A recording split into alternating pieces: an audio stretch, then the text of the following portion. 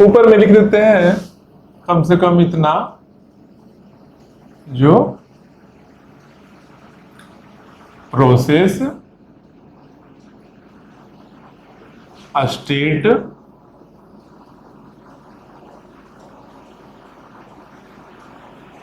Diagram.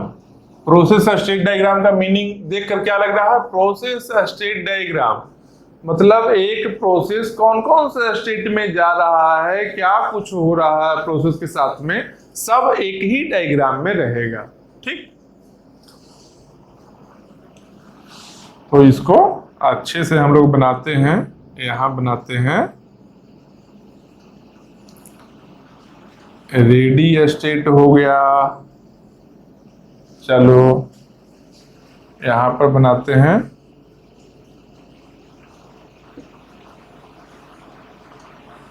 यहां पर running state हो गया,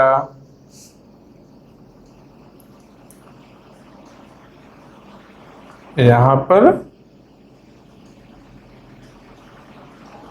आईओ वेट हो गया। अब वो लोग बीच से बनाना क्यों शुरू किए हैं? बीच से देख रहे हैं कि चारों तरफ जगह बचना चाहिए उतना, उसके अकॉर्डिंग हम बना रहे हैं। ठीक, अब रेडी जब हो गया यहां, तो यहां पर एक और ले आते हैं न्यू। इस डायग्राम को याद रखना, बाकी सब अभी तक जो पढ़ा है ना सब याद रहेगा, क्योंकि इसमें सब कुछ आने वाला है। चलो एक इधर लिखते हैं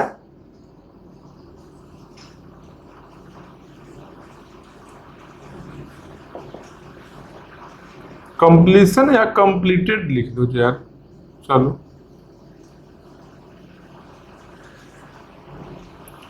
कंप्लीटेड और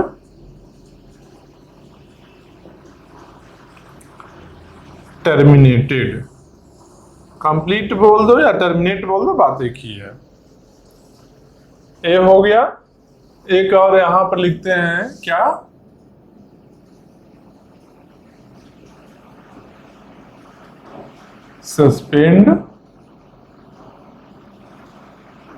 सस्पेंड रेडी। ये हो गया। इसके अलावा लिखते हैं क्या, एक नीचे में भी सस्पेंड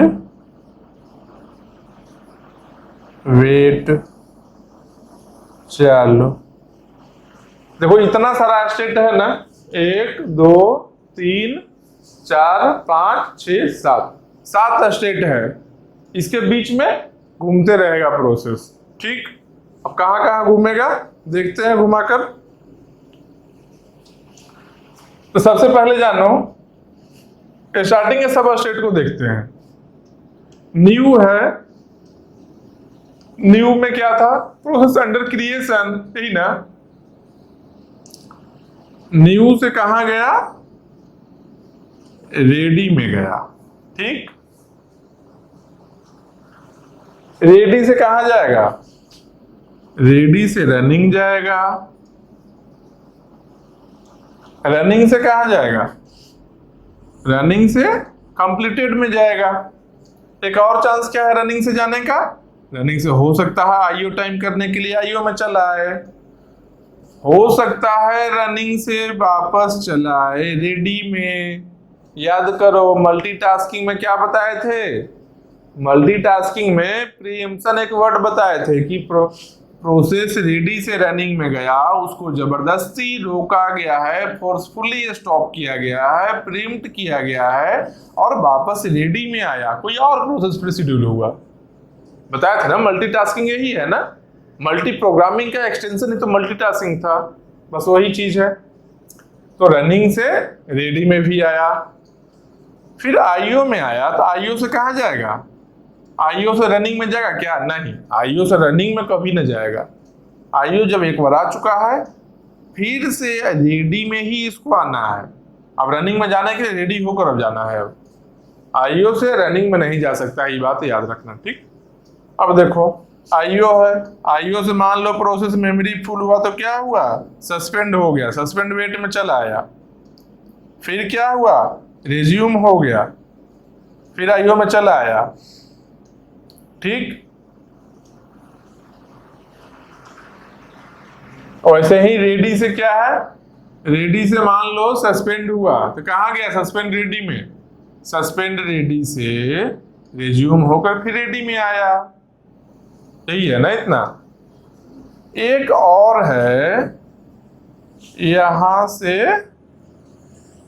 ऐसे, मतलब क्या, सस्पेंड वेट स्टेट से ये देखो ऐसे घूमकर कहाँ गया, सस्पेंड रेडी में। अब क्यों गया है ये बताएंगे, हर एक एरो क्यों क्या हो रहा सब बताएंगे। अभी एरो इतना ही है, जान लो, एरो बना दिए ब्लैक से।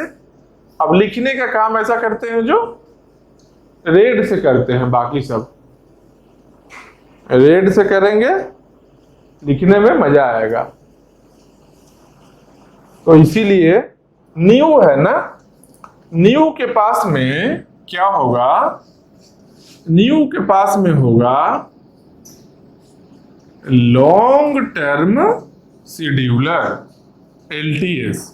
याद रखना है, ये सब वर्ड को याद रखना है। लॉन्ग टर्म शेड्यूलर है जो न्यू से रेडी, यहां क्या है, प्रोसेस अंडर क्रिएशन है। क्रिएट हो गया मतलब कहाँ चला आया, क्रिएट हो गया मतलब रेडी स्टेट में चला आया है। तो ये प्रोसेस क्रिएशन है, इसके लिए कौन रेस्पॉन्सिबल है, लॉन्ग टर्म शेड्यूलर। यहां लिख देते हैं, क्या लिख देते हैं, क्रिएशन, प्रोसेस का क्रिएशन हो गया। चलो अब रेडी स्टेट में आ गया। अब रेडी से रनिंग में जाना है तो कैसे जाएगा, ये क्या बताए थे, यहां पर कौन होगा, डिस्पैचर होगा ना। तो डिस्पैचर, डिस्पैचर यहां से प्रोसेस को डिस्पैच करके रनिंग में ले जाएगा। लेकिन कौन से प्रोसेस को डिस्पैच करना है, कब करना है, ये डिस्पैचर को तो बताना पड़ेगा ना। लेटर को डिस्पैच करना है अगर कहीं भेजने के लिए तो डिस्पैच तो कर दिया जो आदमी है, लेकिन पहुंचना कहाँ है लेटर को, कौन से लेटर को कहाँ पहुंचना है ये कौन बताएगा, उसमें लिखा हुआ एड्रेस है। इसीलिए वो तय करने के लिए एक कौन से प्रोसेस को डिस्पैच करना है किस टाइम में, इसके लिए यहां पर रेडी स्टेट में क्या होगा, शॉर्ट टर्म शेड्यूलर। इसको याद रखना है। ये देखो शॉर्ट टर्म शेड्यूलर है, यहां क्या था, यहां था लॉन्ग टर्म शेड्यूलर। अब शॉर्ट टर्म शेड्यूलर है जो शेड्यूल किया और डिस्पैचर डिस्पैच करके रेडी से रनिंग में चला आया, सही है।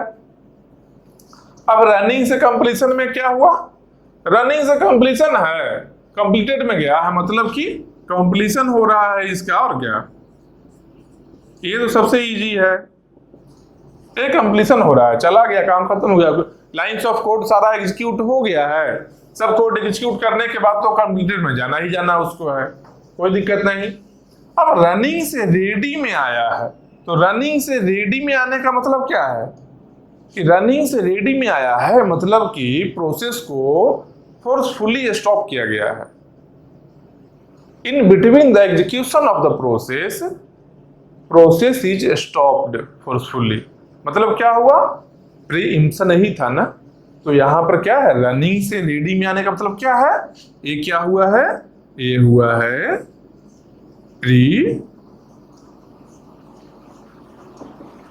प्रीइम्पशन। अच्छा एक चीज देखो, रेड पेन को ना जैसे ही ब्लैक पर जाता ना तो थोड़ा रेड ब्लैक बनने लगता है ना, ये इंटरेस्टिंग चीज है। चलो रेड ब्लैक के झमेला में नहीं पड़ना है, रंग बिरंगा दुनिया है, रंग बिरंगा देख देख के और सब याद रखना है, काम है। एग्जाम में पूछेगा इस स्टेट में यहां गया तो क्या हुआ, यहां से यहां गया तो क्या हुआ, यहां से यहां गया तो क्या हुआ, क्यों गया था, ये सबको याद रखना है। ये डायग्राम को अगर याद रख लोगे, प्रोसेस के बारे में समझो सब कुछ आ गया, इसके अलावा कुछ है ही नहीं, इसमें सब कुछ है डायग्राम में। इसीलिए आप देखो क्या है, रनिंग से प्रीइम्पशन हुआ, प्रीइम्प्ट हुआ, रोक दिया गया तो रेडी में चला आया, सही है भाई। अब रनिंग से आईओ वेट में क्यों आया है, आईओ टाइम करने के लिए आया है।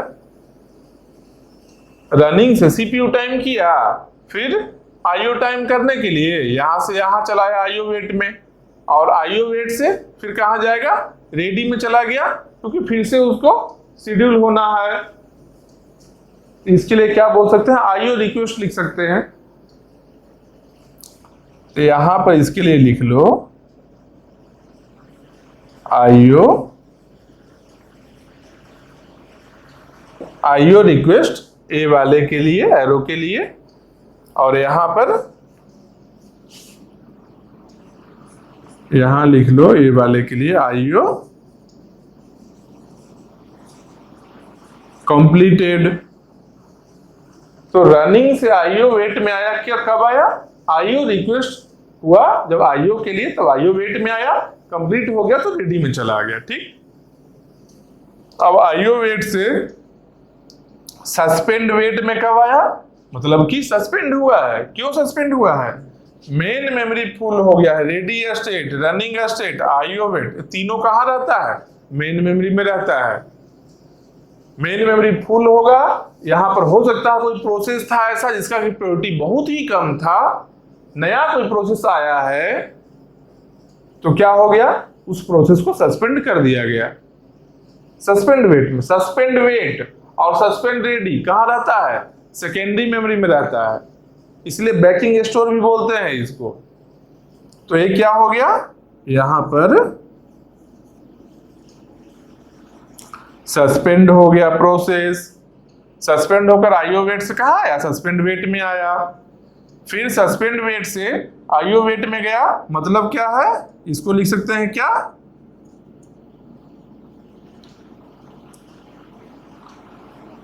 रिज्यूम लिखते हैं या रिज्यूमिंग लिख लो,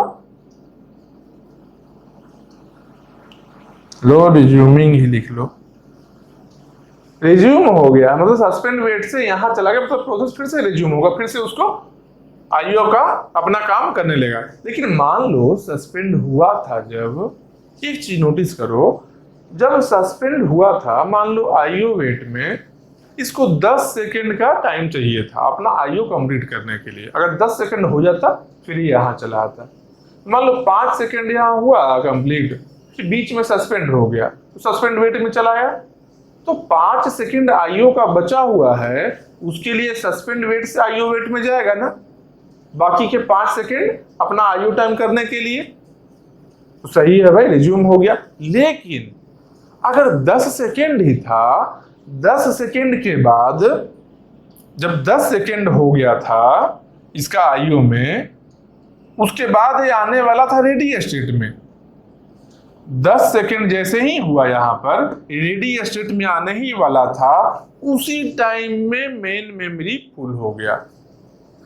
10 सेकेंड आईओ चाहिए था, अगर मान लो 5 सेकेंड कंप्लीट किया, उस समय सस्पेंड होता है, अगर सस्पेंड वेट में आया, फिर 5 सेकेंड बाकी के आईओ टाइम करने के लिए आईओ में इसको आना है तो रिज्यूम हुआ। लेकिन एक केस ये भी तो है कि मान लो 10 सेकेंड का टाइम था, 10 सेकेंड कंप्लीट करके रेडी स्टेट में आने ही वाला था, उसी टाइम एकदम सेम टाइम में एक नया प्रोसेस मेन मेमोरी में आया है और मेन मेमोरी को फुल कर दिया और उसी टाइम सस्पेंड किया है। अब तो ये जो सस्पेंड हुआ है प्रोसेस, ये जो सस्पेंड वेट में है, इसको आईओ टाइम नहीं करना है। आईओ से मतलब ही कहां रहा, जब अपना आईओ टाइम 10 सेकंड का कर लिया, उसके बाद सस्पेंड हुआ है, जब यहां रेडी में जाने वाला था उसी समय सस्पेंड हो गया है, तब आईओ टाइम तो नहीं करना है ना। तो आईओ टाइम नहीं करना, सस्पेंड वेट से आईओ में क्यों जाएगा, नहीं जाएगा, रिज्यूम होकर नहीं जाएगा आईओ में, तो कहां जाएगा, सस्पेंड वेट से। इसको अब जाना कहां था, आईओ से यहां रेडी में जाने वाला था ना, लेकिन सस्पेंड हो गया। अब सस्पेंड से रेडी में तो रास्ता नहीं है ना, देखो एरो है, एक भी नहीं है, लेकिन एक रास्ता है, क्या, सस्पेंड वेट से ये देखो ऐसे घूमकर ये आ गया सस्पेंड रेडी में, क्योंकि दोनों तो सेकेंडरी मेमोरी ही है, ये दोनों सेकेंडरी मेमोरी है। सस्पेंड रेडी में चलाया, क्यों, क्योंकि अब जब भी इसके पास अपॉर्चुनिटी होगा रेडी में जाने का, तो यहां से रेडी में जा सकता है। ये क्या है, सस्पेंड वेट में क्या लिखेंगे, इसको लिखते हैं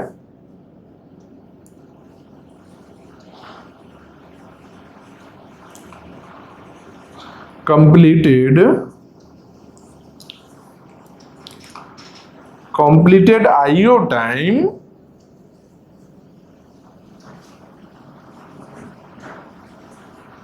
but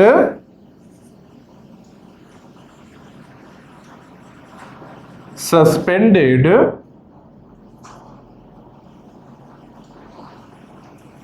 during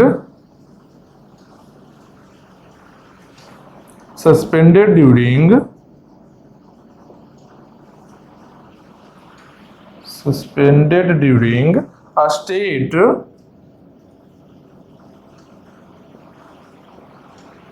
transition from, कहां से, IO वेट से रेडी, मतलब फ्रॉम IO वेट टू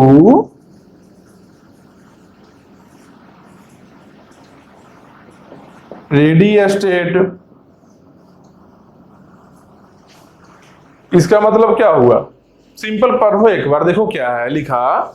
ये जो एरो गया है यहां से घूमकर इतना, क्या लिखा है, completed IO time but suspended during a state transition from IO wait to ready state. मतलब कि IO टाइम तो कंप्लीट हो गया है, IO टाइम यहां पर कंप्लीट कर लिया, लेकिन जब IO से स्टेट का ट्रांजिशन हो रहा था, IO से जब रेडी में जाने वाला था, उसी ड्यूरेशन में ये सस्पेंड हो गया है। तब सस्पेंड हो गया है, बाद में रिज्यूम होकर IO में तो जाना ही नहीं है, IO का काम नहीं है इसका, इसलिए क्या करेगा, ये यहां से घूमकर सस्पेंड रेडी में चला जाएगा। जिससे क्या बेनिफिट हुआ कि अब सीधा ही रेडी से सस्पेंड, रेडी से तो रेडी में जा सकता है ना, एरो है ना यहां से। तो यहां पर भी ये क्या एरो है, एक हो गया सस्पेंड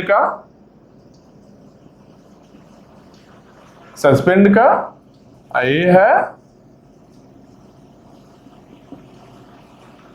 रिज्यूमिंग का, रिज्यूम हो रहा है, सस्पेंड हुआ, रिज्यूम हुआ, बस यही इतना है। इसके अलावा और डायग्राम में और कुछ भी नहीं है। हाँ, मेमोरी के बारे में लिख सकते हो, इसको क्या पेन से लिखे, ब्लैक पेन से ही लिखते हैं, चलो। सेकेंडरी मेमोरी और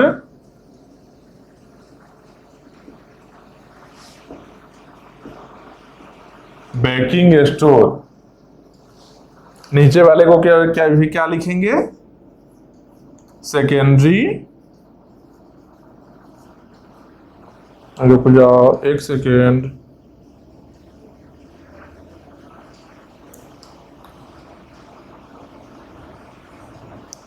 और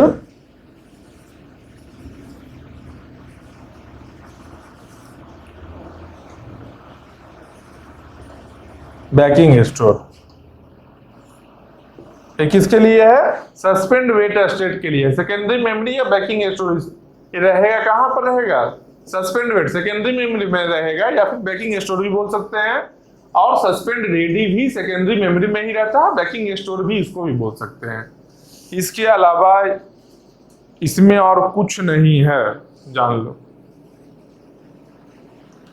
अब इसको लेकिन समझना है, समझेंगे हम लोग अच्छे से, क्या क्या समझना है। देखो एक चीज याद रखो, रेड पेन से बना ले, लाओ। देखो ये स्टार मार्क किए ना, यहाँ पर ये स्टार मार्क किए ना, ये भी स्टार मार्क किए ना, ये तीनों स्टेट कहाँ रहेगा, स्टार मार्क है जो, ये क्या है, reside in main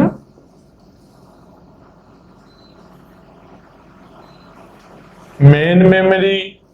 स्टार जितना भी है जान लो, रेडी, रनिंग और IO वेट, ये तीनों का तीनों है जो मेन मेमोरी में रहता है, ये बात याद रखना, ठीक।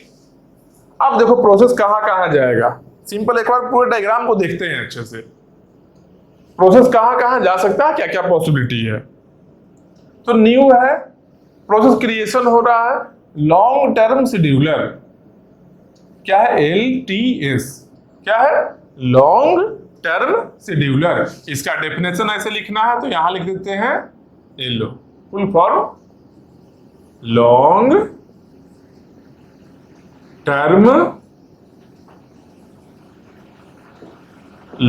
Term scheduler. इसका काम क्या है? इसका काम है प्रोसेस क्रिएशन का। लॉन्ग टर्म शेड्यूलर का काम है प्रोसेस क्रिएशन का। मतलब क्या है? न्यू स्टेट है, न्यू से रेडी में ले जाएगा, प्रोसेस को क्रिएट करेगा, वो लॉन्ग टर्म शेड्यूलर करेगा प्रोसेस क्रिएशन का काम। मान लो प्रोसेस क्रिएट हो गया, रेडी में आ गया। अब रेडी में आया, इसके बाद क्या हो सकता है? रन करना है, सीपीयू के पास में जाना है। सीपीयू क्या है? यही है रनिंग स्टेट, मतलब कि प्रोसेसर यही है। तो रेडी से शॉर्ट टर्म शेड्यूलर है यहाँ पर, जो शेड्यूल किया कि कौन सा प्रोसेस, मान लो बहुत सारा प्रोसेस है, तो शॉर्ट टर्म शेड्यूलर है जो शेड्यूल किया कौन से प्रोसेस को रनिंग में जाना है।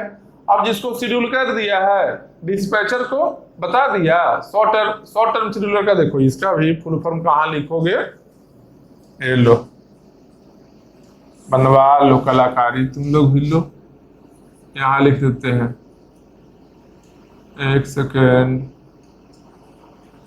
Short term scheduler. एक बात याद रखना, रेड वाला जो एरो है केवल फुल फॉर्म के लिए है। देखो यहां भी रेड वाला एरो है, फुल फॉर्म के लिए है। रेड वाला ऐसे ही एरो है, ठीक। ब्लैक एरो है जो प्रोसेस का एक स्टेट से दूसरे स्टेट में ट्रांजिशन के लिए है। तो यहां पर क्या हुआ? बहुत सारा प्रोसेस है, तो शॉर्ट टर्म शेड्यूलर है जो शेड्यूल किया कि कौन सा प्रोसेस है जो रनिंग स्टेट में जाएगा। जब शेड्यूल कर दिया कि पर्टिकुलर प्रोसेस रनिंग स्टेट में जाना है, तो डिस्पैचर को बता दिया कि इस प्रोसेस को रनिंग में ले जाना है। डिस्पैचर क्या किया? उस प्रोसेस के कॉन्टेक्स्ट को लोड किया और रनिंग में ले गया। रनिंग में जो प्रोसेस पहले से था उसके कॉन्टेक्स्ट को सेव कर लिया फर्दर आगे यूज करने के लिए। तो डिस्पैचर समझो डिस्पैच किया, ठीक। उसके बाद रनिंग से मान लो उसका आईओ कुछ इनपुट आउटपुट का काम रहे, तो इनपुट आउटपुट के लिए रनिंग से यहाँ आया, इनपुट आउटपुट करके फिर से रेडी में गया, फिर शेड्यूलिंग हुआ, फिर डिस्पैच ऐसे होकर यहाँ आया, फिर इनपुट आउटपुट चाहिए यहाँ पर आया। मान लो उस बीच में सस्पेंड हो गया तो यहाँ भी चला आया, फिर रिज्यूम हुआ तो फिर से इसमें चला आया। मान लो अपना आईओ टाइम करने के बाद में सस्पेंड हुआ था तो यहां से घूमकर सस्पेंड रेडी में चला गया। रेडी में अगर मेमोरी फुल होने के चलते सस्पेंड हो रहा है तो सस्पेंड रेडी में गया, जो कि सेकेंडरी मेमोरी में होता है। ये भी सस्पेंड वेट भी सेकेंडरी मेमोरी में ही था, बैकिंग स्टोर भी बोलते हैं इसको। सस्पेंड हुआ, फिर यहाँ से रिज्यूम होकर रेडी में चला आया, फिर ये ऐसे रनिंग में करते रहा, रनिंग आईओ ये सब करते करते एट लास्ट अगर कंप्लीट हो गया पूरा कोड, तब ये कहाँ चला है? कंप्लीशन करके ये चला आया कंप्लीटेड और टर्मिनेटेड स्टेट में। बस यही इतना डायग्राम में है, इसके अलावा कुछ है? कुछ नहीं है, बच्चा का खेल है। अब इस ये देख लो एक बार डायग्राम को देखो अच्छे से। हम बैठते हैं, पानी पीते हैं, पानी तो पीना है ना, अब तुम लोग पानी भी पियो और देखो भी। देखो डायग्राम दिखने में कितना मस्त लग रहा है? ब्लू ब्लैक रेड पेन सबका कॉम्बिनेशन। ग्रीन पेन भी हम लाएंगे, ठीक। ग्रीन पेन जब आया ग्रीन से भी बनाएंगे और अच्छा लगेगा।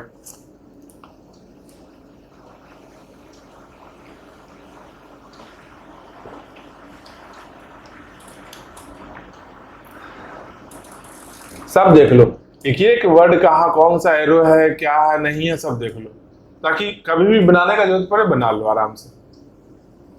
जो कॉलेज में हो वो थ्योरेटिकल पेपर में बनाने के लिए आ भी सकता है, ठीक। ऐसो जो कहीं पर ऐसा ऑब्जेक्टिव जो पेपर होता है कॉम्पिटिटिव एग्जाम्स का, उसमें तो पूरा नहीं बनाना होगा, लेकिन फिर भी ये सब पूछ सकता है कि यहाँ से यहाँ गया तो इस स्टेप को क्या बोलते हैं, किसी स्टेट चेंज वाले को क्या बोलते हैं, ये सब पूछेगा। उसमें दिमाग में रहना चाहिए, बेसिक चीज है। अब प्रोसेस के बारे में है, मतलब कि ऑपरेटिंग सिस्टम पढ़ रहे हो प्रोसेस कैसे कैसे एग्जीक्यूट कर रहा है, कैसे स्टेट चेंज हो रहा है, ये नहीं जानते हो तो ओएस में है क्या? ओएस इसी काम के लिए बना ही है, प्रोसेस एग्जीक्यूशन के लिए ही, और यही नहीं जान रहे हो तो क्या जान रहे हो? इसलिए जरूरी है, समझ रहे हो बात को? तो समझो, हम तो बता दें, मेरा काम हो गया ना।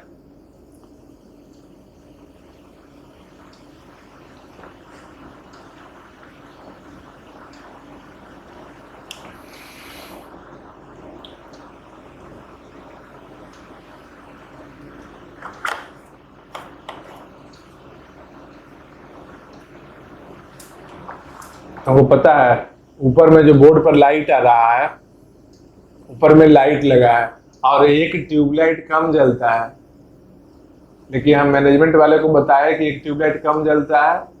हमको पता है सब क्या बोला, अंधविश्वासी आदमी है, माइनिया का बीमारी है, शिकार माइनिया का है। बताओ, कैमरा ऊपर करके हम दिखा देंगे तो सच में वो कम जलता है, क्या बताएं? इसलिए इस सब चक्कर में मत पड़ना, कौन क्या बोल रहा है कभी न सोचना। आदमी डेमोरलाइज करने वाला बैठा हुआ है मार्केट में, तुम खराब करोगे तब भी तुम्हारे बारे में कुछ ना कुछ बोलेगा, अच्छा करोगे तब भी कुछ ना कुछ बोलेगा। लेकिन जब अच्छा कर जाओगे तो अच्छा चीज तुम्हारे बारे में बोलेगा, खराब करोगे तो खराब चीज बोलेगा। हालांकि अच्छा करने पर भी कुछ ना कुछ खराब ही निकालते रहेगा। ये दुनिया का मत सुनो, दुनिया अपना काम कर रहा है, करने दो। हम लोग का जो काम है वो अपना करते रहते हैं। ज्यादा दिमाग लगाने से आदमी पागल हो जाता है, दूसरे का सुनकर, जान लो। इसलिए दूसरे का ज्यादा सुनना नहीं है, ये बात याद रखना। अच्छा, इसके बाद हम लोग क्या देखेंगे? इसके बाद देखेंगे, इसको हटाते हैं, डिग्री ऑफ मल्टी प्रोग्रामिंग है क्या, तो इसको मिटाते हैं। अच्छा लग रहा है डायग्राम, इतना मेहनत से बनाया, तो मिटाने का मन तो नहीं कर रहा है, लेकिन फिर भी अब और कुछ पढ़ाना है तो मिटाना तो पड़ेगा ही। तो इसलिए चलो अब इसके आगे हम लोग आते हैं थोड़ा। अब तो मजा आ रहा होगा तुम लोग को ओएस पढ़ने में, क्या बहुत इंटरेस्टिंग भी लग रहा होगा। आसान आसान चीज है, छोटा छोटा टर्म है। अभी धीरे धीरे और मजा आएगा जब सब टर्म को कोरिलेट कर लोगे ना एक दूसरे से, तो फिर तुमको लगेगा जो मतलब क्या हर चीज जान रहा है, लूडो टाइप लगेगा। तो इसीलिए आराम से पढ़ते जाओ, कोई ज्यादा टेंशन नहीं लेना है, कुछ एक्स्ट्रा नहीं दिमाग लगाना है। कुछ नहीं समझ में आए, वीडियो ओपन करो, लाइन से सीरियल ऑर्डर में देखते रहना। समझाने का काम मेरा है, तुम्हारा काम क्या है? वीडियो खोल के बैठने का, सुनने का। सुनना तो पड़ेगा भाई, अब सुनोगे नहीं तो हम कान में आकर तो नहीं बोलेंगे ना, बताओ। इसलिए वीडियो देखना तो पड़ेगा ही। चलो अब यहां पर क्या देखेंगे हम लोग, जो डिग्री ऑफ मल्टी प्रोग्रामिंग क्या होता है।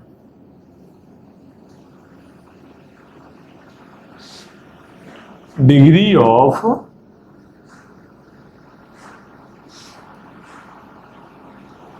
मल्टी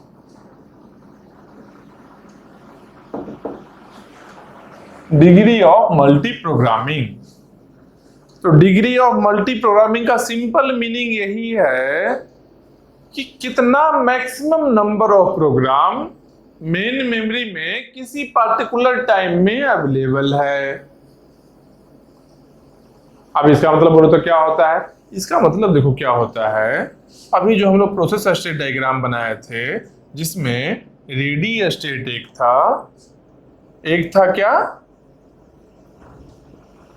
एक रनिंग स्टेट था, एक आईओ था। ये तीनों कहां था? ये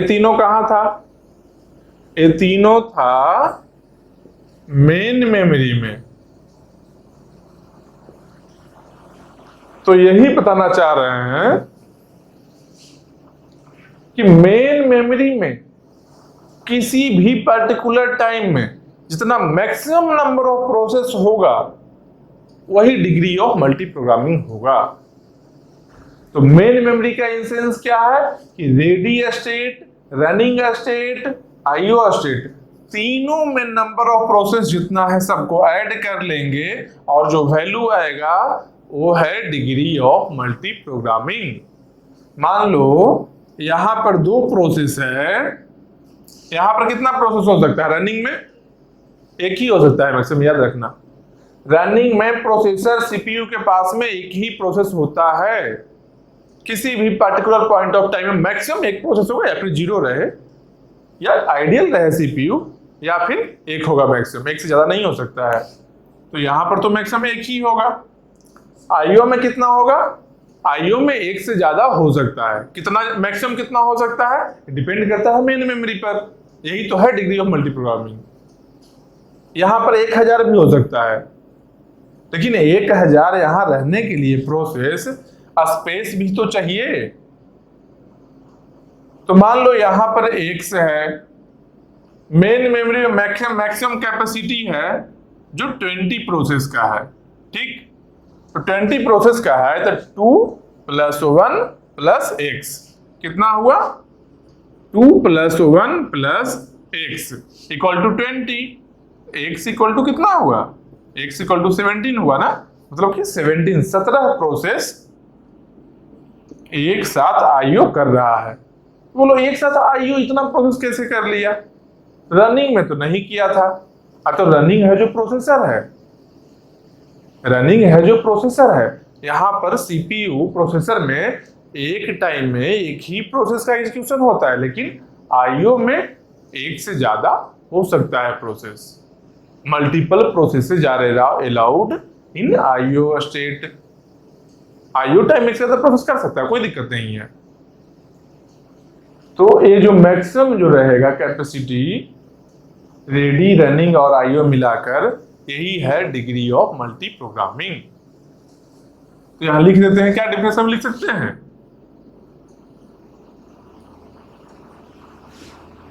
max number of processes available in main memory at any point of time। किसी भी पॉइंट ऑफ टाइम में मैक्सिमम नंबर ऑफ प्रोसेसेस जो मेन मेमोरी में रहेगा, उसको क्या बोलेंगे हम लोग? Degree of multi programming. अब प्रोसेस कितने तरीके का हो सकता है? प्रोसेस कितना तरीके का होगा? यहां देखो, प्रोसेस है, प्रोसेस कितना टाइप का हो सकता है? प्रोसेस का मेनली 2 टाइप का होगा प्रोसेस। एक प्रोसेस होगा जो सीपीयू बाउंड होगा, और एक और टाइप का प्रोसेस क्या है? वो होगा आईओ बाउंड होगा।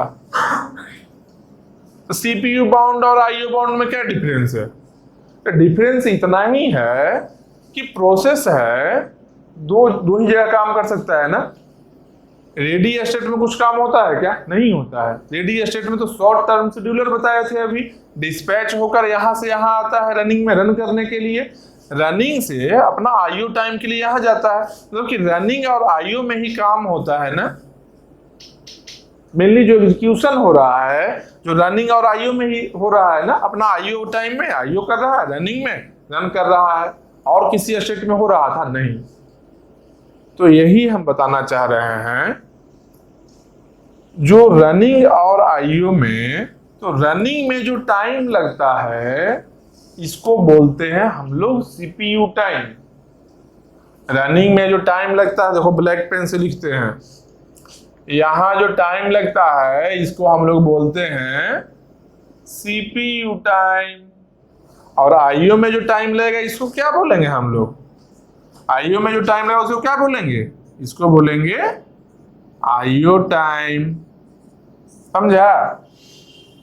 सीपीयू में, प्रोसेसर में जो टाइम लगेगा उसको सीपीयू टाइम, आईओ में टाइम लगेगा आईओ टाइम। बस इतना ही समझना था और कुछ नहीं। अब देखो क्या है, आईओ टाइम है ना, तो देखो आईओ बाउंड है, सीपीयू टाइम एक है ना, देखो सीपीयू बाउंड है।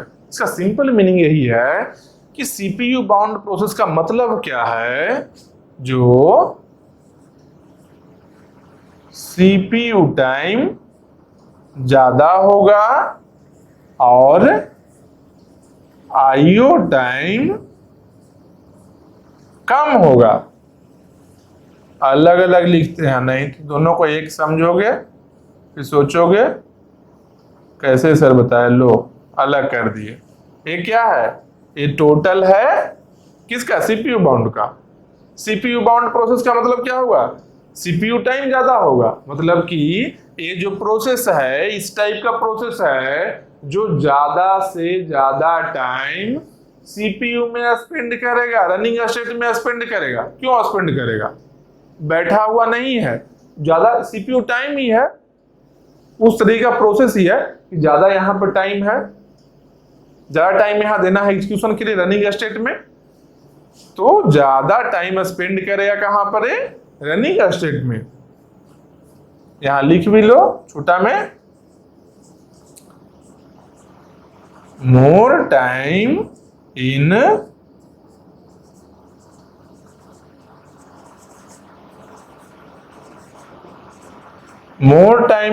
Running state.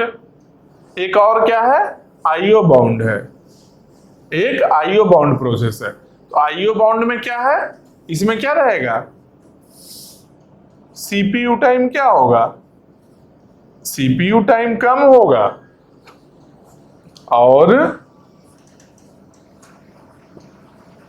आईओ टाइम ज्यादा होगा, यही होगा ना, आईओ बाउंड है। आईओ बाउंड का सिंपल मीनिंग भी तो समझो कम से कम। आईओ बाउंड मतलब कि आईओ टाइम ज्यादा रहेगा, ज्यादा टाइम ही कहां रहेगा, इस टाइप का प्रोसेस ज्यादा टाइम रहेगा आईओ करने में, इनपुट आउटपुट करने में रहेगा, और कम टाइम रनिंग में रहेगा, तो कम है सीपीयू टाइम। अरे प्रोसेस का क्या पर्पस है, एग्जीक्यूशन कंप्लीट हो जाए, उसको आईओ टाइम और सीपीयू टाइम से क्या फर्क पड़ता है, कोई भी ज्यादा रहे उसको कंप्लीट करना है। लेकिन इंटरनली कोड में अगर ज्यादा आईओ करना पड़ रहा है, मतलब कि आईओ टाइम ज्यादा स्पेंड कर रहा है और सीपीयू टाइम कम है, कहीं पर कम अगर आईओ टाइम लग रहा है इनपुट आउटपुट में, तो सीपीयू के पास में ज्यादा रह रहा है। इंटरनल है, कंपैरेटिव चीज है वो, ये आपस का कंपैरिजन है। अब ये नहीं बोल सकते कि अच्छा एक आईओ बाउंड का सीपीयू टाइम और सीपीयू बाउंड का सीपीयू टाइम कंपेयर करेंगे तो आईओ बाउंड का सीपीयू टाइम कम होगा, नहीं, उल्टा नहीं समझना है। ये नहीं जो मान लो इसका सीपीयू टाइम है 20, आईओ टाइम है 50 यूनिट ऑफ टाइम, कुछ भी लेते हैं, नैनो सेकंड, मिली सेकंड, सेकंड, कुछ भी ले लो, यूनिट टाइम बता रहे हैं। मान लो यूनिट है 20 यूनिट टाइम है सीपीयू के लिए, 50 यूनिट टाइम है आईओ के लिए, और यहां पर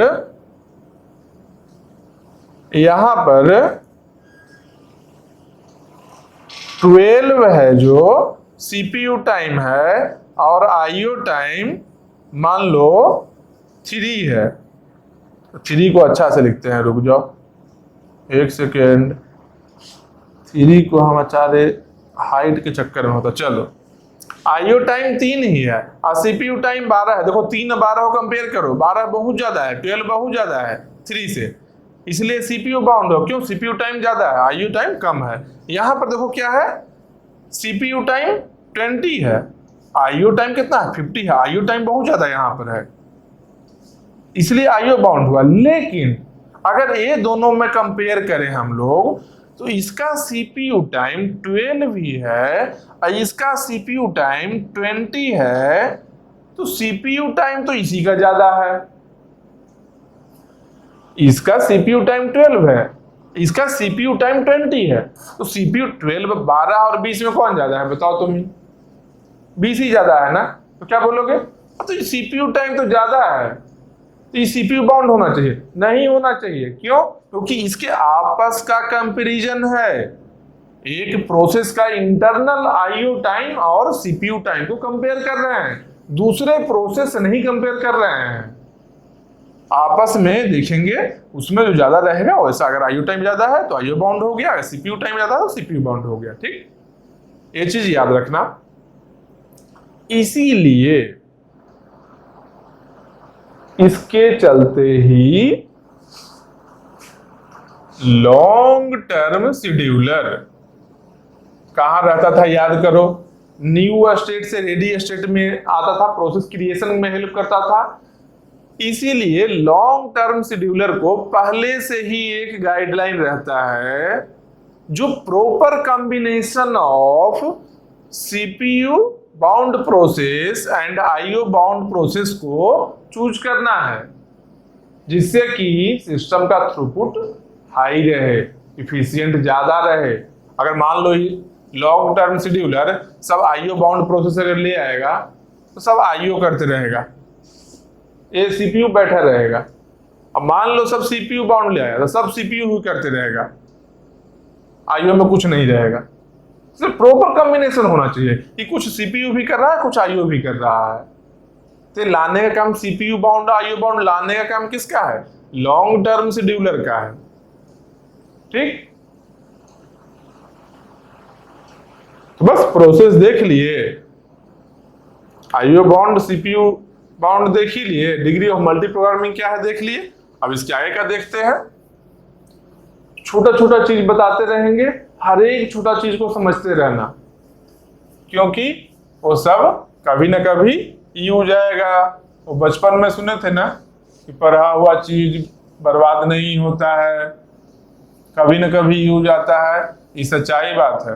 देखो फील आएगा, तुम केवल सब छोटा छोटा चीज को याद रखना, देखना बाद में कैसे इसे वापस आएगा। जब वापस आएगा ना उस समय तुम लोग सोचोगे क्या, अगर याद रखोगे तो सोचोगे क्या कितना आसान है। अब मान लो जो लोग भूल गया, फिर उन लोग सोचेगा क्या रे ये क्या था, ये तो भूल गए हैं, नोट्स देखना पड़ेगा, टाइम किल होगा। तो इसीलिए याद रखना है पहले से ही।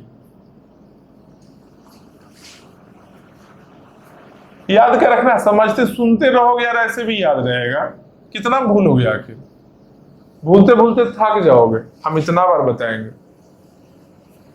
बस सुनते रहना, बाकी का काम मेरे ऊपर छोड़ दो। कैसे समझ में आना है नहीं समझ में आना है ये हम देख लेंगे, उसका टेंशन नहीं है। तुम्हारा काम है सुनते रहना केवल। रुक जाओ एक सेकंड, बस सुनते रहो, सब हो जाएगा आराम से। मशीन जैसा नहीं पढ़ेंगे, आराम आराम से पढ़ेंगे हम लोग, ठीक ना। अच्छा, डिग्री ऑफ मल्टी प्रोग्रामिंग तो हो ही गया। अब देख लेते हैं क्या कॉन्टेक्स्ट का क्या है इसमें।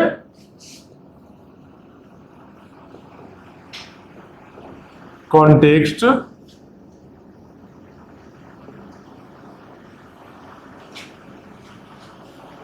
स्विचिंग, स्पेलिंग के साथ बहुत गड़बड़ हो रहा है। चलो कुछ गलत दिखे अपना सही कर लेना, ठीक। लेकिन थ्योरी गलत नहीं होगा, स्पेलिंग कहीं गलत हो सकता है, पॉसिबिलिटी है एक। चलो, कॉन्टेक्स्ट स्विचिंग का मतलब क्या है। जो कॉन्टेक्स्ट का मतलब क्या हुआ, हम बताए थे उसमें क्या, जो एट्रीब्यूट्स होता है, जो एट्रीब्यूट्स ऑफ द प्रोसेस है उसी को कॉन्टेक्स्ट कहते हैं। जैसे क्या था, प्रोसेस आईडी था, प्रोसेस स्टेट था, प्रोग्राम काउंटर था, list of open files, open devices, protection info, general purpose register, ये सब क्या था, ये सब कॉन्टेक्स्ट था। तो कॉन्टेक्स्ट स्विचिंग का मतलब क्या होता है, इसका सिंपल मीनिंग डेफिनेशन लिखो क्या, saving contexts of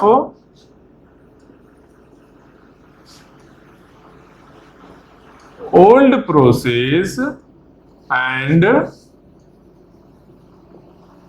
loading contexts of new process context switching का मीनिंग यही है, saving context of old process and loading context of new process.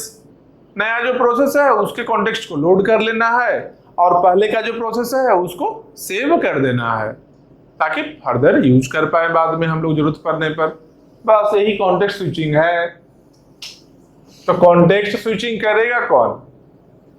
Dispatcher करेगा। डिस्पैचर जो हम लोग देख रहे थे ना डिस्पैच करते टाइम, यही करेगा।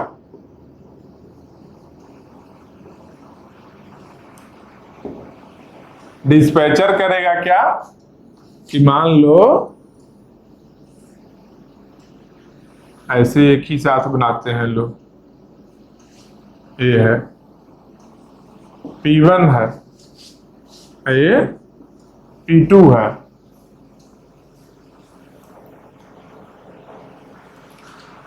तो P1 P2 में क्या करेंगे? यहां से पहले जाएंगे, क्या करेंगे? लोड किए क्या P1 के कॉन्टेक्स्ट को और P2 के कॉन्टेक्स्ट को क्या किए? सेव किए। ये क्या है? Context switching time. ये क्या है? कॉन्टेक्स्ट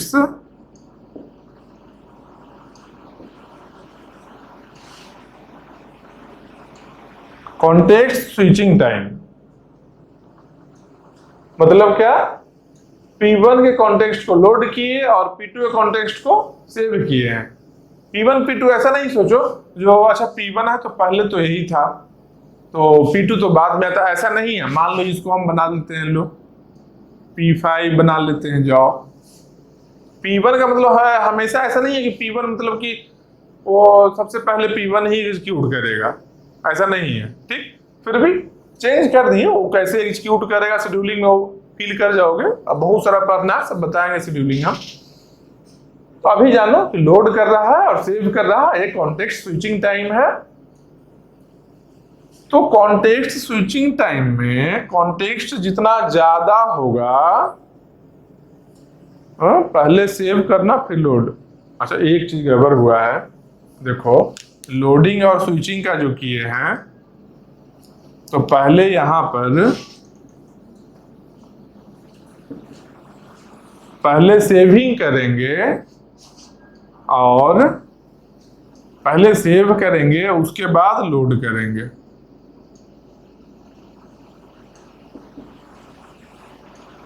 पहले सेव करेंगे और उसके बाद लोड करेंगे नए प्रोसेस का। पुराना प्रोसेस पहले सेव कर लेंगे उसके बाद में नया प्रोसेस को लोड करेंगे। ठीक, एक कॉन्टेक्स्ट स्विचिंग टाइम हो गया। तो देखो कॉन्टेक्स्ट स्विचिंग टाइम में क्या है कि अगर कॉन्टेक्स्ट ज्यादा होगा तो टाइम भी ज्यादा लगेगा ना। ज्यादा कॉन्टेक्स्ट होने का मतलब क्या है कि टाइम ज्यादा लगेगा। और कॉन्टेक्स्ट स्विचिंग टाइम कोई काम का टाइम है? काम का टाइम नहीं है। काम का टाइम बस सीपीयू टाइम, आईओ टाइम है बस, उसके अलावा और कोई टाइम नहीं है काम का। ये सब फालतू एक्स्ट्रा ओवरबर्डन है, एक्स्ट्रा टाइम ओवरहेड है। इसलिए कॉन्टेक्स्ट स्विचिंग टाइम इसको बोल सकते हैं, ब्लैक पेन से लिख दो, यूज का नहीं है तो मतलब यू करना तो है ही ये चीज, लेकिन हम लोग का आउटपुट से कोई रिलेशन इसका नहीं है। ये टाइम कम रहे ज्यादा रहे आउटपुट में कोई चेंज नहीं आता है।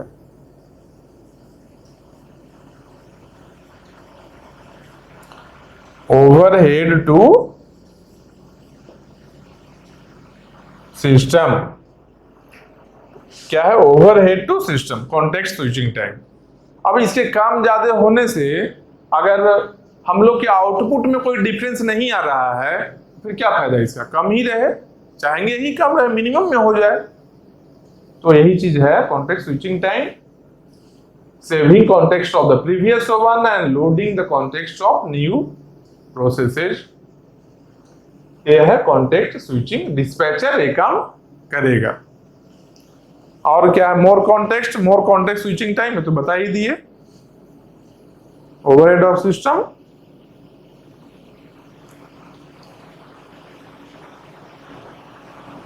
अच्छा, इसके बाद में क्या है, शेड्यूलर को देखेंगे हम लोग।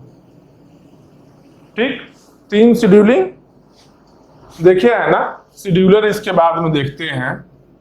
उस समय हम शेड्यूलर के बारे में लिखे भी थे। कौन कौन सा शेड्यूलर था? लॉन्ग टर्म शेड्यूलर कहां से कहां जा रहा था? न्यू से रेडी में जा रहा था प्रोसेस को लेकर। शॉर्ट टर्म शेड्यूलर रेडी से रनिंग जाने के लिए शेड्यूल कर रहा था। और एक और था मिड टर्म शेड्यूलर। मेंशन करना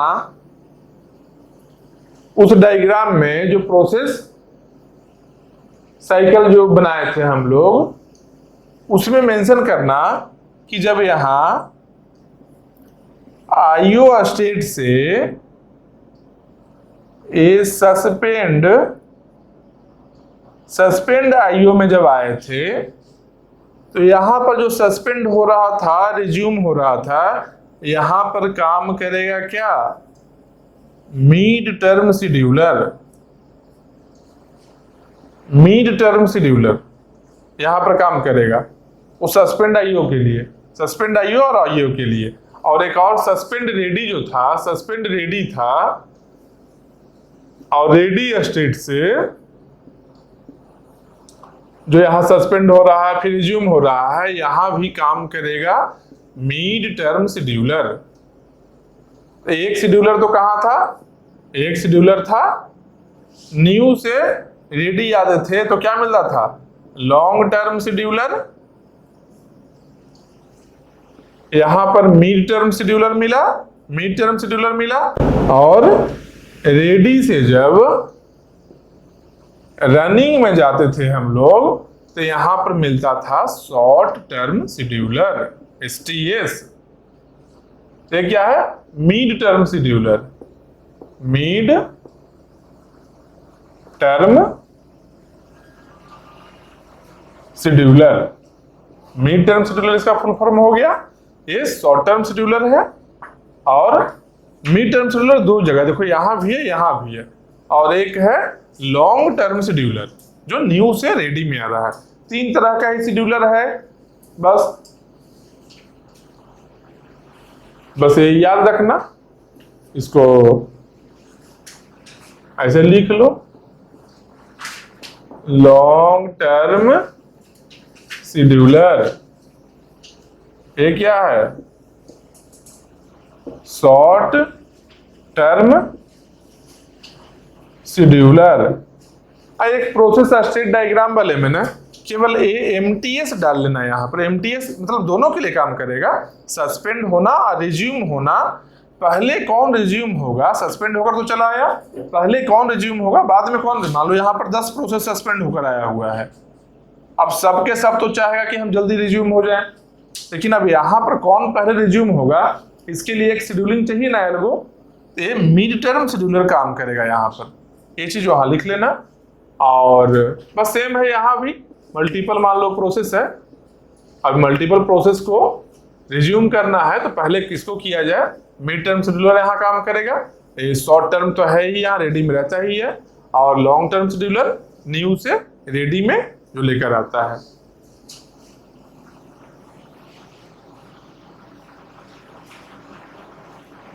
और MTS को, ये जो MTS है मिड टर्म शेड्यूलर जो है,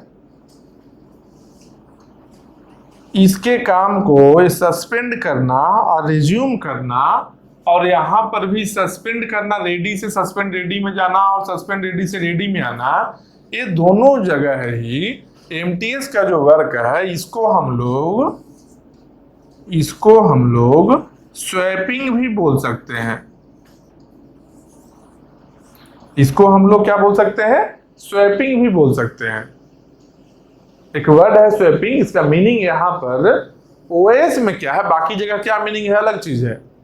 यहाँ पर मिड टर्म शेड्यूलर को जो वर्क है सस्पेंड करना, रिज्यूम करना, क्योंकि स्वैप कर रहा है, एक मेन मेमोरी से सेकेंडरी मेमोरी में ले जा रहा है, फिर सेकेंडरी से मेन मेमोरी में लेकर आ रहा है, स्वैपिंग हो रहा है प्रोसेस का, तो इसलिए यहाँ पर इसको स्वैपिंग भी बोला जाता है।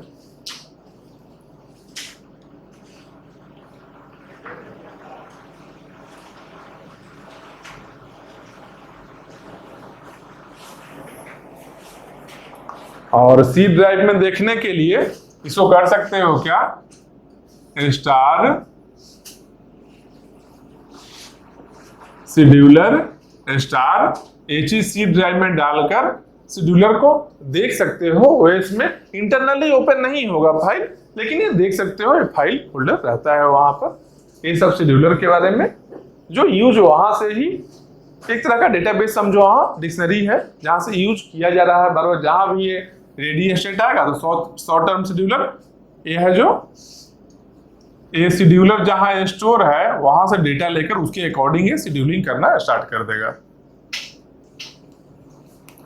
तो अब इसके अलावा क्या है, मेन चीज हम लोग देख लिए हैं।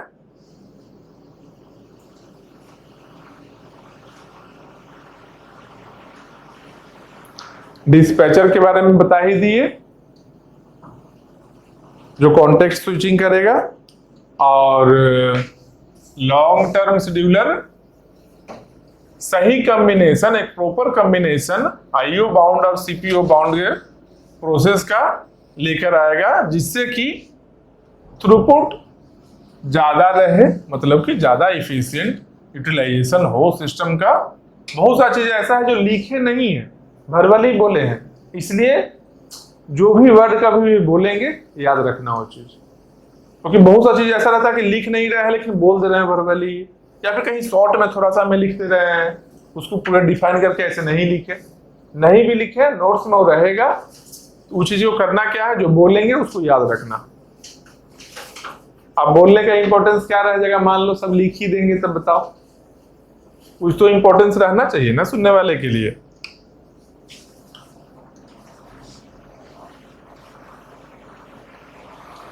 तो इसीलिए इसके बाद क्या हम लोग देखेंगे, बहुत सारा टाइम है एक प्रोसेस के लिए।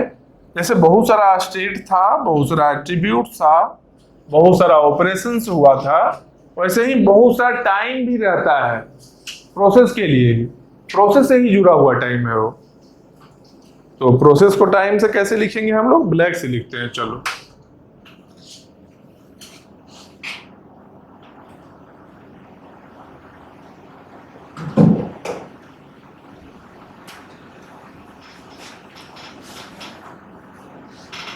Time related to process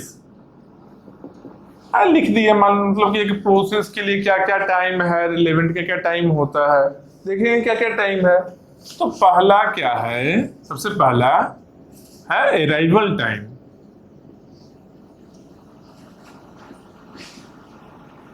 arrival time, इसको हम लोग AT लिखते हैं, ठीक। अराइवल टाइम क्या है भाई,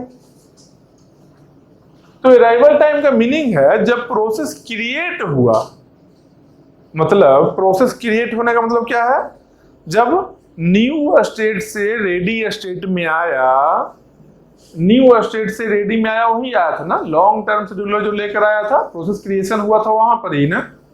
तो न्यू स्टेट से जो रेडी स्टेट में ले आया है उसी को अराइवल टाइम हम लोग बोलते हैं, मतलब प्रोसेस क्रिएशन टाइम, जब प्रोसेस क्रिएट हुआ। यहां पर लिखो क्या, प्रोसेस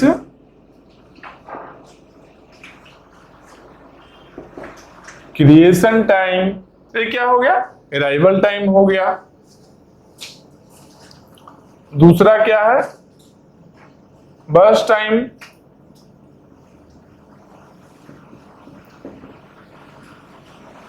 दूसरा है बर्स्ट टाइम, जिसको हम लोग BT भी लिखते हैं। बर्स्ट टाइम का मतलब क्या है, बर्स्ट टाइम का सिंपल मीनिंग है CPU टाइम। उसके एग्जीक्यूशन के लिए जितना CPU टाइम चाहिए, जितने टाइम के लिए प्रोसेसर चाहिए, उसके कोड को रन करवाने के लिए, कोड का प्रॉपर एग्जीक्यूशन के लिए, यही होता है बर्स्ट टाइम। मतलब इसको क्या लिख सकते हैं, इसको लिख सकते हैं CPU time, CPU time of process, बस।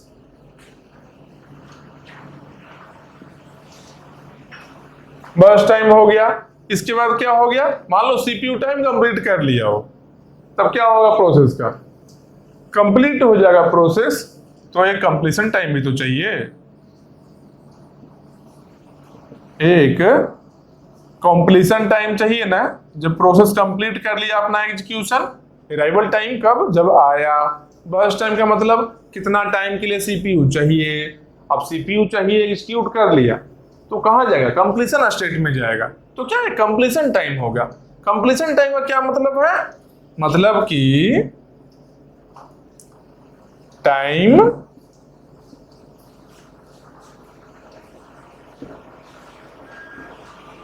एट विच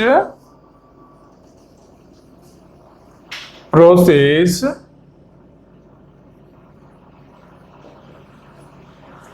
कंप्लीटेड एग्जीक्यूशन। जब कंप्लीशन टाइम का मतलब क्या है, time eight which process completed execution, मतलब कि जब प्रोसेस अपना एग्जीक्यूशन को कंप्लीट कर लिया, वही टाइम है कंप्लीशन टाइम। मतलब कंप्लीट करने का मतलब क्या है, रनिंग से कंप्लीशन में चला गया, उसी टाइम को कंप्लीशन टाइम बोलते हैं। ठीक है, चलो इसके आगे क्या है, इसके आगे है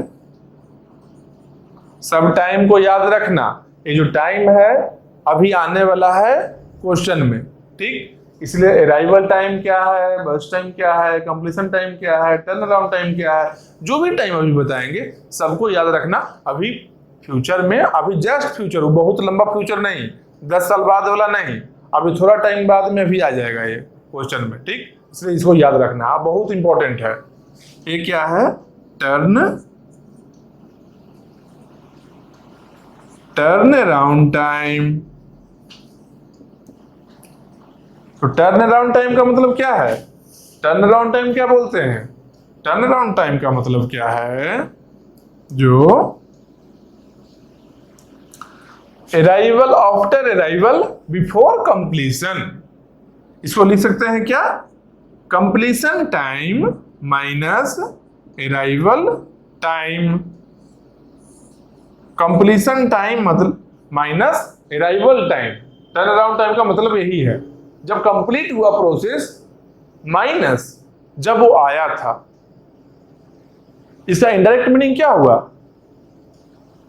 amount of time the process spended in main memory. Main memory जितना टाइम स्पेंड किया है वो, तो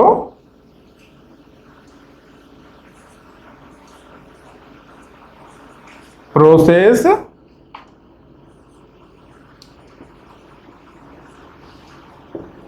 रिसाइडेड, या फिर ऐसा नहीं करो क्योंकि बीच में ऐसा सस्पेंड रेडी होगा तो दिक्कत करेगा ना, वो सेकेंडरी मेमोरी में चला जाता है। तो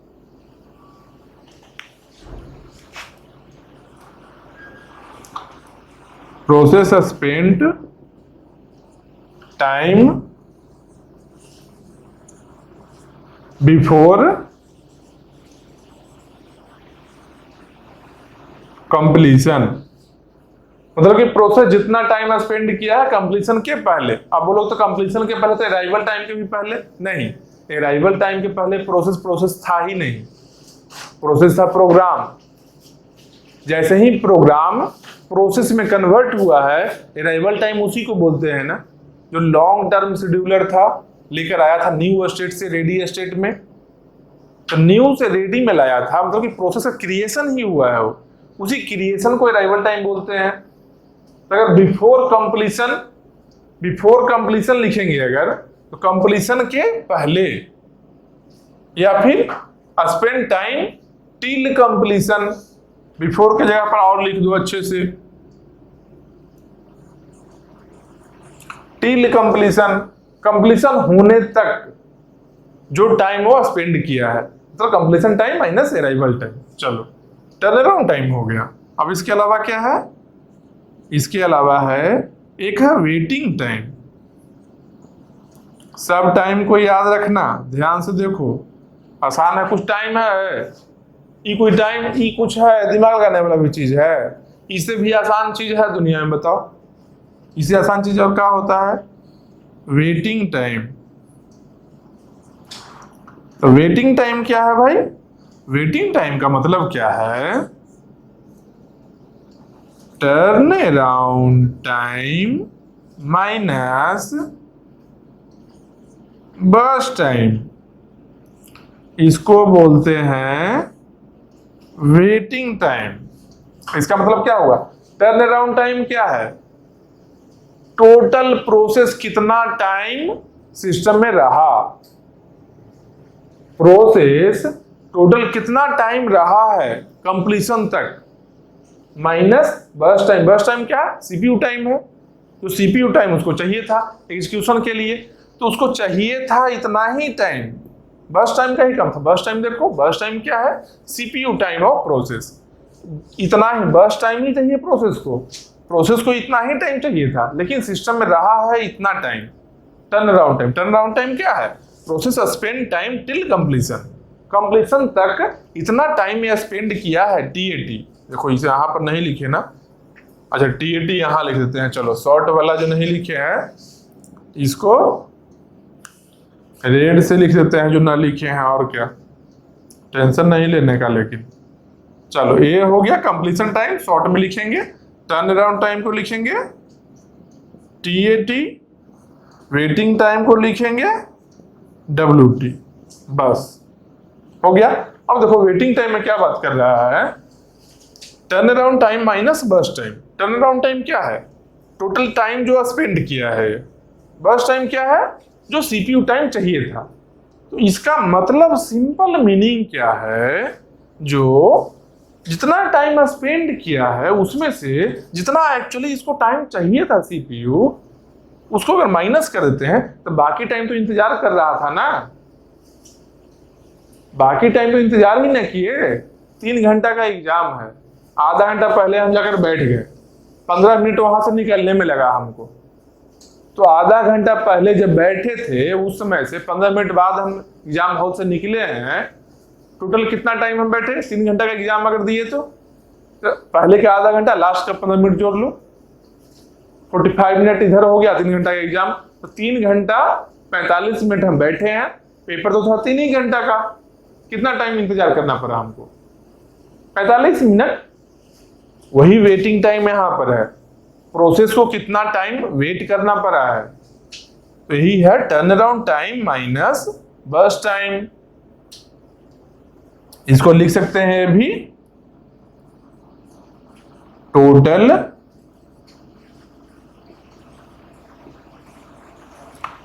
टोटल वेटिंग टाइम। ये हो गया वेटिंग टाइम, या फिर total waiting time of process कर लो। वैसे तो प्रोसेस के लिए बात ही कर रहे हैं, कोई दिक्कत है नहीं। अच्छा इसके बाद क्या है? वेटिंग टाइम हो गया ना, अब क्या है? Response time. Response time, response time को हम लोग क्या लिखेंगे? R T. रिस्पॉन्स टाइम का मतलब क्या है? जो फर्स्ट रिस्पॉन्स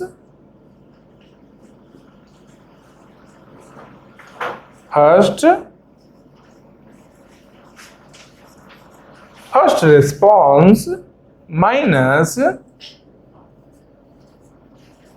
अराइवल टाइम।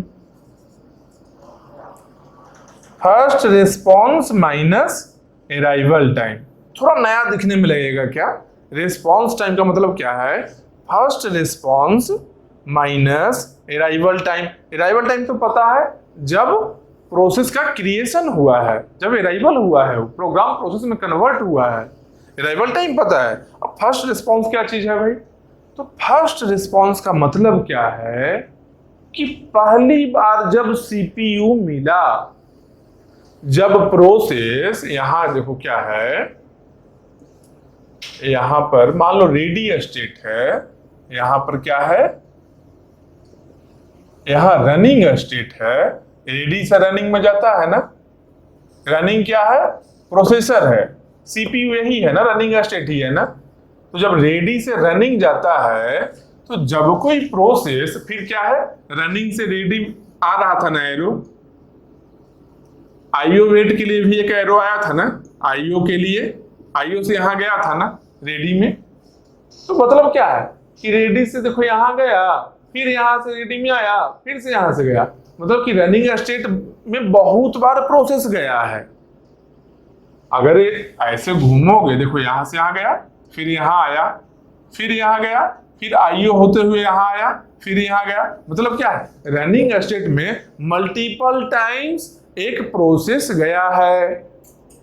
तो जब एक प्रोसेस मल्टीपल टाइम्स गया है रनिंग स्टेट में, तो पहली बार जब फर्स्ट टाइम जब प्रोसेस रनिंग स्टेट में गया था, तो फर्स्ट टाइम जो गया था जो रनिंग स्टेट में, उस टाइम को, जिस इंस्टेंट ऑफ टाइम में पहली बार रनिंग स्टेट में गया है, उसको हम लोग बोलते हैं फर्स्ट रिस्पॉन्स टाइम। मतलब क्या, फर्स्ट रिस्पॉन्स जो यहां लिखा हुआ है इसका मतलब वही है कि पहली बार सीपीयू के पास कब गया प्रोसेस। कंप्लीशन कोई मतलब नहीं है, हो सकता है 10 बार हो गया हो सीपीयू के पास, मैं सीपीयू में जा रहा है, फिर आईओ के लिए यहां आ रहा है, फिर यहां आया, फिर से जा रहा है, 10 बार गया, लेकिन पहली बार कब गया है वो, तो पहली बार जब गया माइनस अराइवल टाइम, जब वो अराइवल हुआ था, जब बना था प्रोसेस, इस टाइम को हम लोग बोलते हैं रिस्पॉन्स टाइम। इतना तरह का ही टाइम है। लास्ट वाला रिस्पॉन्स वाला नहीं समझ में आए, एक बार और इसको देखो, जो जो भी बताए हैं समझ में आएगा, 100% समझ में आएगा। आज इनको समझ में आ गया, कोई दिक्कत नहीं है, अब तो गपशप करेंगे हम लोग और क्या आगे का। ये क्या है, रिस्पॉन्स टाइम है, इसके अलावा तो और कोई टाइम नहीं ही है। अराइवल वर्स्ट कंप्लीशन टीएटी, चलो इसके अलावा नहीं है। और इसके बाद एक चीज है,